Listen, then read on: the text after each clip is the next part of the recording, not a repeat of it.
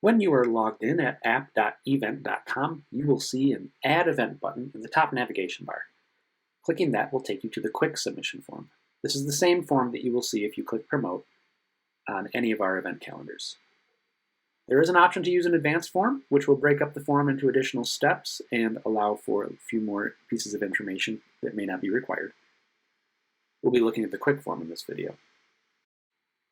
You can import information from any existing Eventbrite events using the orange button at the top of the form. This will load that event info into the form so you can quickly post those events here. The Save Draft button allows you to save the info on the form so far, so you can pause and continue your event submission later. Starting with the title, this can be up to 100 characters in length and will display in big bold text at the top of your event details page. The category that you choose here will determine the reach and cost of any paid promotions you'd like to apply with our service. You can see more information at evvnt.com/pricing. To give your event a category, just start typing your desired category and select it from the presented options. You can also download the entire list of categories to help you find the best available option for your event. Because our event system is a global system, we will need to know the city or state for a virtual event or a specific address location for a physical in-person event. We need this because we need to know if your event truly belongs to the calendar where you are posting. If your event would not match the location settings, a yellow text box would appear where it would show you that your event does not match the settings for the location. When you are posting an event in the United States, be sure to include a zip code. You may need to edit the location and add a zip code so that you may be able to use all of the different services we have. When entering the date for your event, you have a couple options. You can have an event that is one single day with a start and end time on that day, or if it's an event that spans multiple days, there is an option to add a separate end date. We do not have an option at this time to add more than one occurrence to your event, so if your event has many occurrences, you should include that information in the summary to provide that information to users. Adding an image to your event posting requires adding a JPEG or PNG image file. You can do that by dragging and dropping them into the area for images here. You can add up to 5 images in the quick form and 10 images in the advanced form.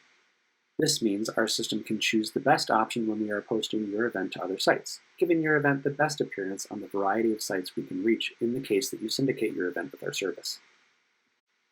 All of the images you include will be available for viewing on any free or paid listing in an image gallery on the event details page. Next, you'll be entering the text that appears directly on the listing page for your event. The event summary will show on the event calendar list.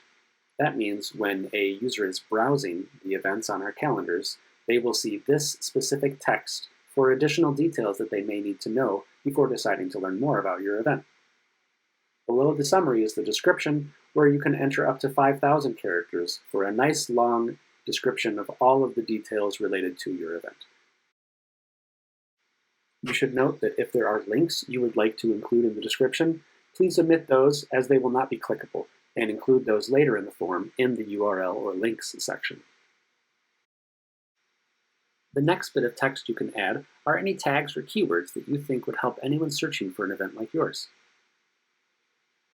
On to the options for tickets or any links for your event. If your event has no tickets, then you could select no from here and move on. If there are tickets available for your event, whether they are free or paid, then you can enter that information here to be displayed with your event. If you have multiple ticket options, then you can use the advanced form to enter more than one ticket price. If you do not have an online ticket sales page and your event has a US zip code entered earlier in the form, then we can create a ticket sales page for you if you select to use the event ticketing service. If you already have a ticket sales page, then you can enter that ticketing URL in this section. This will force the main link on your event details page to say Get Tickets and lead users to this ticketing page. If you have no advanced sales option or no tickets at all, you can move on to the Event Links section. Here you will need to enter a URL address for your event.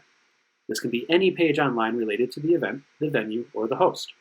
And this will be what the button on your event page will take users to for more information about your event.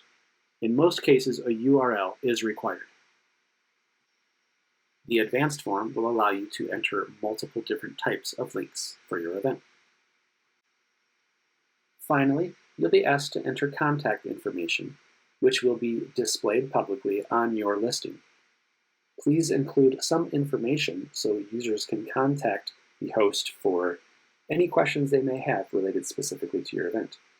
A telephone number is not required but recommended, but a name, contact name, and email is required for your events.